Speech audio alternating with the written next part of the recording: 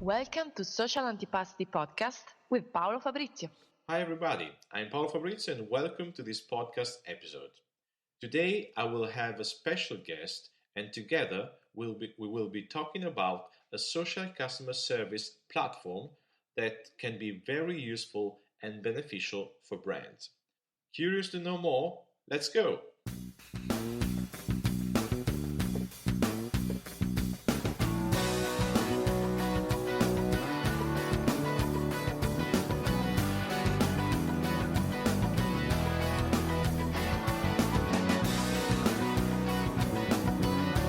Social customer service to stand out from your competitors. Hi everybody and welcome to this new episode of Social Antipasti. I'm very happy to have a special guest today.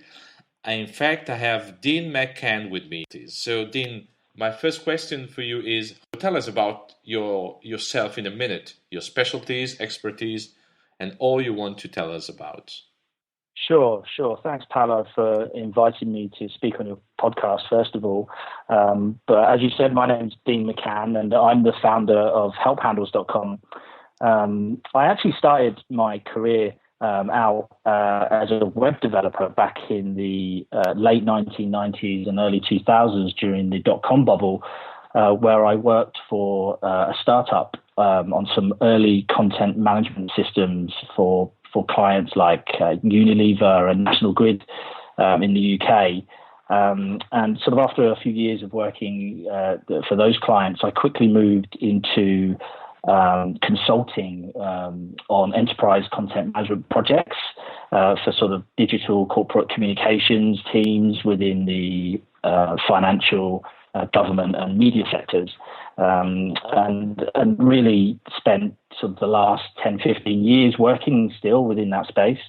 And that kind of brings me up to date with where I am today. Great. Well, I thank you for your first answer. When I asked you to have you as guest today, I did it because I was very interested about your young creature, which is named HelpHandles. So can you explain us what is HelpHandles and how does it work and how can it be beneficial for brands doing social customer service? Yeah. HelpHandles is a new social customer service analytics platform for Twitter. It's really closely aligned with Twitter's philosophy of transparency and openness. And HelpHandles really encourages brands and social customer service teams to learn from each other, to improve their performance, improve and foster innovation through competition.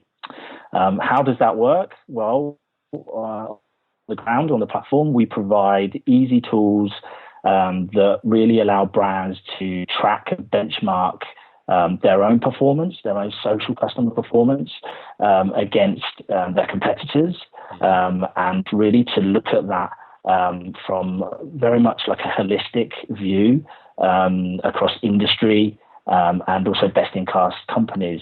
We provide data on the platform, so social customer care managers don't really need to worry about being an analyst or running queries to find the data. It's very easy to use and dashboard. It's in a dashboard format where we provide a scorecard across some 300 brands that are actively providing social customer service on Twitter.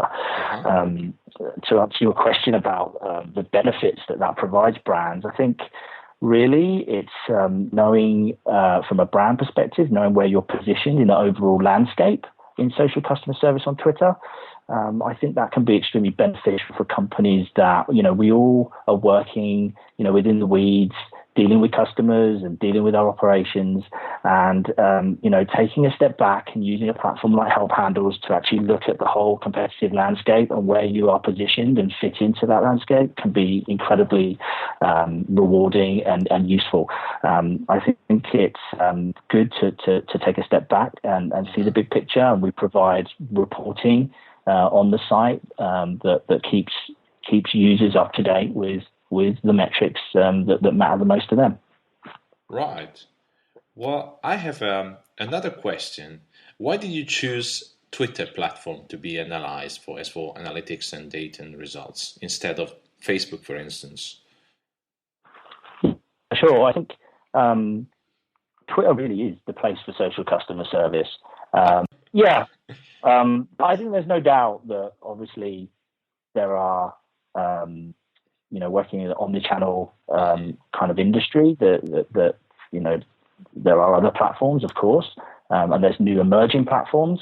But I think I don't want to talk too much about stats and data from the Twitter playbook, but we know that, a lot of conversations are happening, over Twitter. And that is a go-to place for customers to contact Twitter. And that's I think is growing as well. Yeah. Yeah, in fact, thank you for your answer, Dean. In fact, I love especially Twitter as a social customer service channel because it's very quick, it's very straight.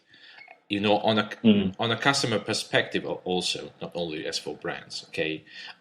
You can easily see people using on a daily basis their smartphones and using Twitter or other instant messaging apps to get in touch, not only with friends, but also with brands, to ask questions, to hopefully get their issues solved or fixed as quick as possible. So I think Twitter has got a lot of potential, still a lot of potential to be improved, especially as for social customer service. And going on about that, results and goals, there's been a lot of talk about the ROI of social customer service, okay, return on investments. So in your opinion, Dean, how is it possible to choose the proper KPIs in order to measure effectively the results of social customer service efforts for a brand? Yeah, so that's a really good question. And I think before we look at KPIs, it's important to think about what type of business case you want to create around the value that your social customer service operation will provide for your business. So, there's lots of different business cases that we can look at for social customer service, but I think a couple that are quite common are, you might be looking at a sort of a cost reduction initiative where you want to increase usage of your product or reduce technical debt or support of that product. You might be looking at sort of a revenue generation type initiative where you want to focus on sales through service. So that might be another option to build a business case behind. I think there's obviously a number of business cases, but once you have that identified and a strategy of what you want to achieve, you can then obviously the next step look at calculating the costs that it's going to cost the business to implement an operation. So obviously the resources behind that and the overall investment, in that social customer service operation. And then, at that point, once you've kind of got that established, then I think it's then good to sort of look at what you're addressing your question around choosing the proper KPIs to measure. So on HelpHandles, what we've done to help brands is we've identified like a core set of KPIs that give like a helicopter view of how well brands are performing on Twitter. And what we've done is we've tried to focus on striking a really nice balance between the quantitative metrics and the qualitative metrics that we're all common with. So for me, you asked me why Twitter was a good place or why we chose Twitter for customer service. I think what everyone is familiar with about Twitter is it's real time and it's instant. So one thing that we focus on with our KPIs on HelpHandles is efficiency metrics. And for me, efficiency is key to customer satisfaction. So why do customers like using Twitter? I think customers like using Twitter because they know that they're going to get a quick response, or they would like to get a quick response. So what we do is we calculate response times on HelpHandles. So we look at first response times, average response times, and we also look at response rates. Yeah. And we calculate that by indexing overall volumes, and we do that on a rolling 7-day basis, and we also provide historical metrics as well, right. on inbound volumes that the brands are receiving via their HelpHandles. Right. And then secondly, we balance that with more sort of the emotional side of the piece of the KPI. So it's less automation. And we offer the brand some tools where they can then survey their customers over Twitter. So they can send a link to a ratings and review system whereby they can capture feedback from customers. They can get an NPS based metric that we calculate and score, along with some sentiment analysis as well. So they can get more of a feeling of, customers' loyalty towards their brand, and also a little bit more information about what the customers are feeding back to them through that survey. So the entire piece gives a nice rounded picture of that company's performance over Twitter. Well, that's really interesting. Combining, KPIs like first response time and sentiment. Using Net Promoter Score is very important, to have a complete view about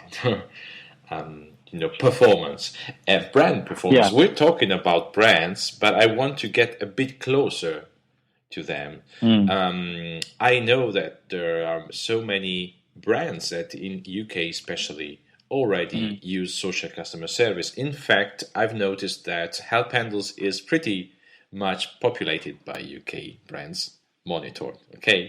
And in your opinion, can you name, or do you feel like doing that? Can you name one or more brands that you really appreciate for the way they deal with customers over social networks? Sure, I'm trying to be less biased, but I guess being from the UK, that was my kind of first go-to place. But I'm trying to level that up with actually a lot of companies operating in right across the world, not just America, but also in Europe and Africa as well. But yeah, it's been, I've been monitoring the performance of quite a few companies over the last 12 months, and there's been some really interesting innovations actually, and some really, really good examples of brands engaging with customers and providing the guest experiences. I think to name a few, Nationwide, the bank, a financial institution here in the UK, they actually score very highly on our performance index from an operational point of view. But also what we found out by analysing their performance is how they actually really try to improve their engagement metrics with their customers by innovating really in this space. They actually do something really, which I think is just excellent.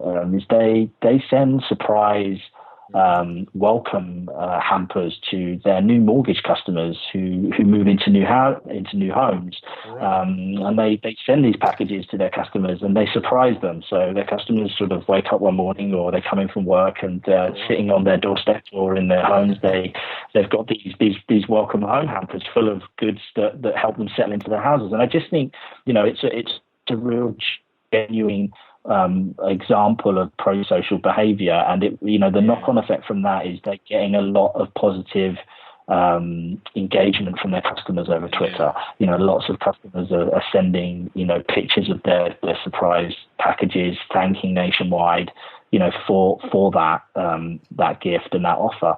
And I think it's good to see a company like Nationwide giving back just that little bit. Another big standout for me is actually in the States, and personally I really admire T-Mobile and what they're doing over social right now. The CEO John Laguerre and his team are really they're a really hands-on team, and they're really visible on Twitter and very committed as well, and very committed from the very top of the company. Yes. Yes, exactly. And I think that's what I admire is that John is he is his customer. He's ditched the suit. He's embraced the brand, and you know what? He speaks to his customers, and he pitches in, and he works with his. Yeah. And he's aggressive about it, and he likes challenging these competitors, and he wants to gain market share, and he wants to gain new customers, and he's realised that Twitter is a great channel to do that. So for me, they're fearless, they're refreshing, and they're having fun as well. So there's a lot to learn from T-Mobile and brands like Nationwide, and there's lots of other brands also doing some really good stuff. And I would just encourage people, obviously, if they want to find out more about how these brands are performing, is they can come to HelpHandles and they can see for themselves, some of these metrics that we talked about. Yeah. Well, it's very, it's very interesting that you mentioned two brands that didn't just use social channels. They went beyond with a different customer service approach, even before considering social channels, because many companies can embrace social channels to deliver good customer service. But how can we be able to feel to make a step forward, stand out from competitors? So getting the wow effect from Nationwide that you mentioned earlier, or involving the general manager who challenges competitors, or you interact with customers. That's not very common. These are not only in terms of creativity, but also in terms of engagement. And engagement, we know that engagement is very important in terms, because it touches our emotional side as customers. And very often we decide whether to buy or not to buy from a brand, not only using our brain, rather using our emotions. So it's a very good point. Yeah, that's why we need not only to focus on NPS, which is very important, but Net Promoter Score is a question in which customers promise to do something, but they promise. We're not able to, we're not sure that they will surely do. So if you make an interview about people ready to vote for, for the politicians in UK or in Italy, they declare that they will vote you or me, Dean. But maybe you can get, some results. The intention of most people say that they will vote, 70% they will vote in. But maybe Monday on the exit polls, I will win the elections. So it's very important to collect the intentions based on their feelings. But it's also in terms, back to analytics. So I'm coming back to analytics, to get equipped with tools that enable brands to match the intentions and the real actions. Okay, so I think this is one of the biggest challenges, not for HelpHandles, but for brands that already started to deliver social customer service. That's my personal view. I know that opening a new thread that will not be, we do not have enough time to dive into. I think it could be another. We could do another podcast on that alone. So it's a good one. That's the result that all your answers are very interesting. So you inspire me further consideration. Right. So, well, back to our interview, and back to how brands are deciding whether to embrace or not social channels.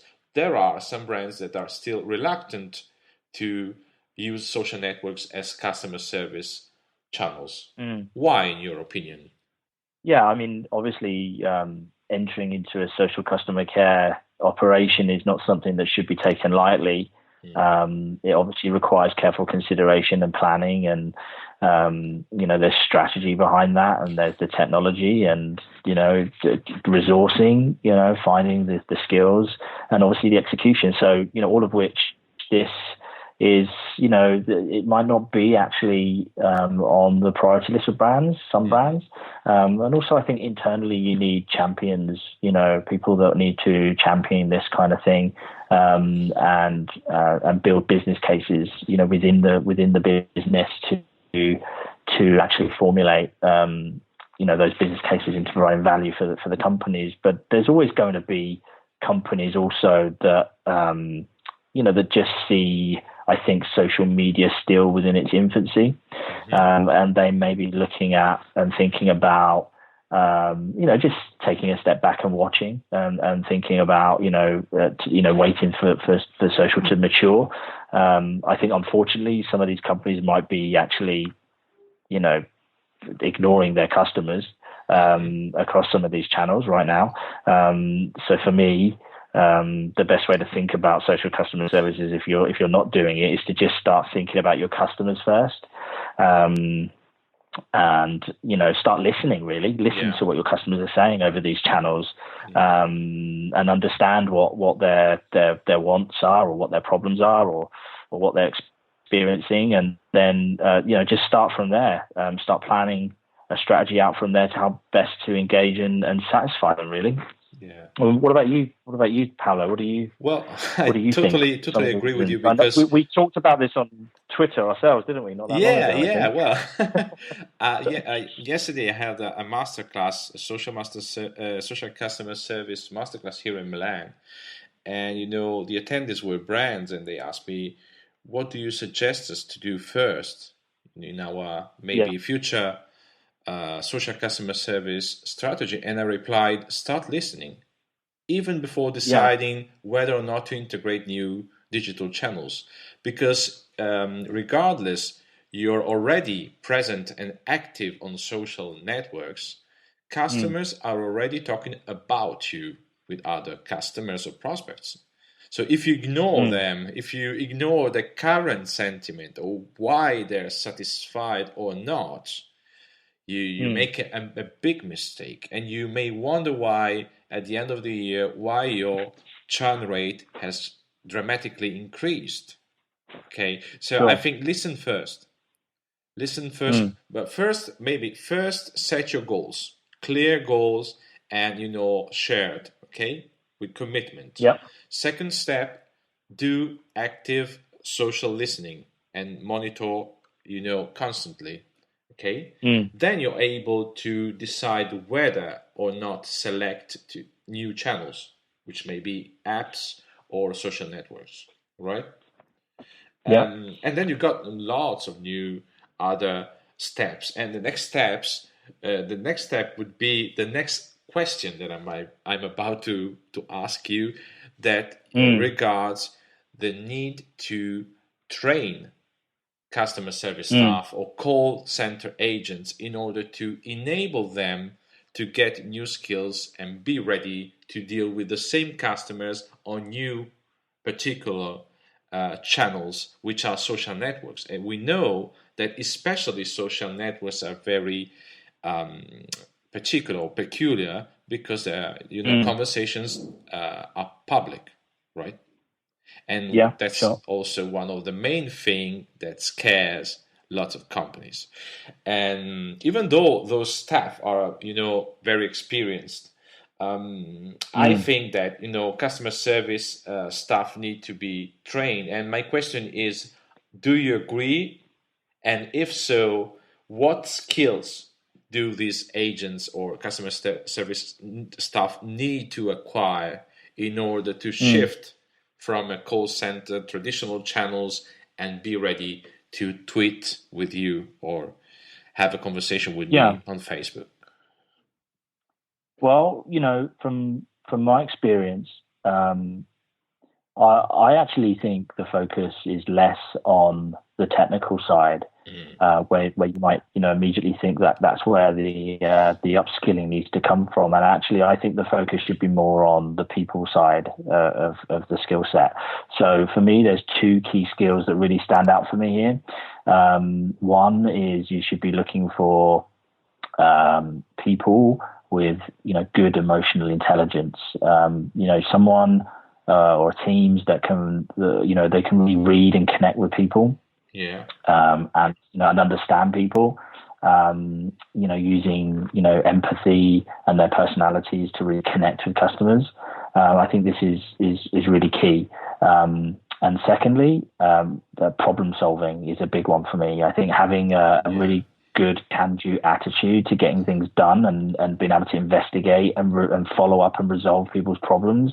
If you love helping people and understanding what makes people tick, then I think, you're certainly on your way to becoming, someone who can provide good customer service. Now, obviously there is a digital aspect. There is, we do need to understand social channels but I think this is where brands need to do, implement good training programs. Yeah. I got given some great advice a few years ago. I love skiing and,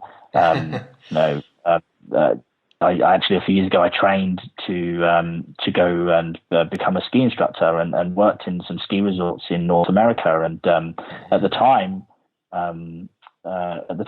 like most people that wanted to become a ski instructor, they thought they had to be the best skier, the best technical skier.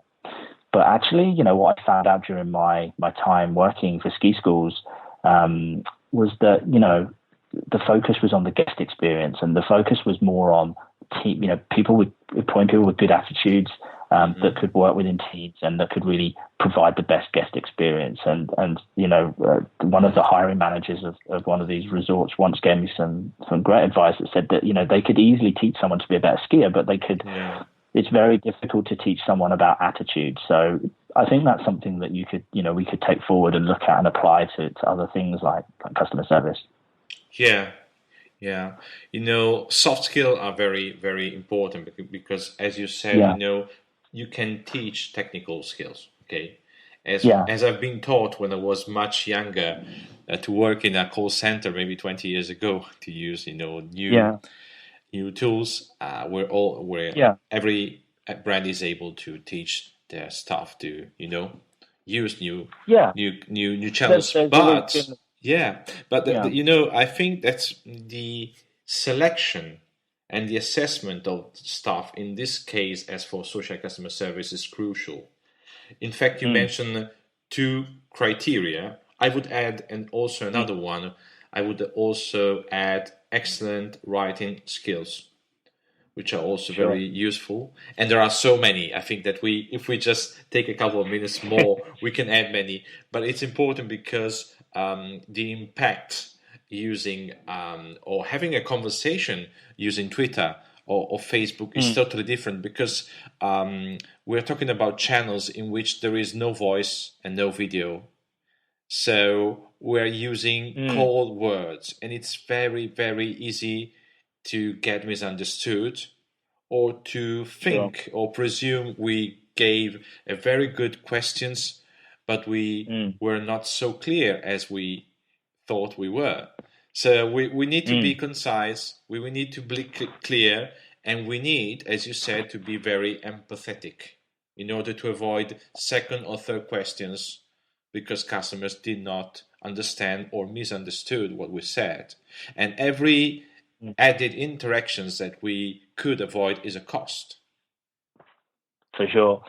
And it's also more difficult to provide that during, in busy situations where you're dealing with a high level or high volume of inquiries in what would seem to be quite, a busy kind of environment. So it's definitely a challenge for sure. I agree. Yeah. That's one of the main challenges that brands face when they decide to listen to those crazy guys like me and you and embracing social networks within the customer service. So before deciding to chasing us or kill us. If you hire good people, your customer service will never be as good as the people that you employ, if you ask me. So, yeah. Well, in fact, you mentioned that you need to choose right people and staff that love dealing with people. I think this is very important, especially when we use social networks to have interactions with customers. Loving helping people to get their issues solved. I think this is one of my favorite, must-haves for assessing or selecting, social customer service agents. Definitely. So we're getting closer and closer to the end of this interview. I'm very inspired. Thank you very much for all the answers that you already given us, and I would like also to add ones, but we do not have enough time. But so I go straight to the next one, which is what's your current view about the social customer service scenario, not only as for UK, and even generally globally. So feel free to quote any current trend, or future development that you foresee, if you're able to.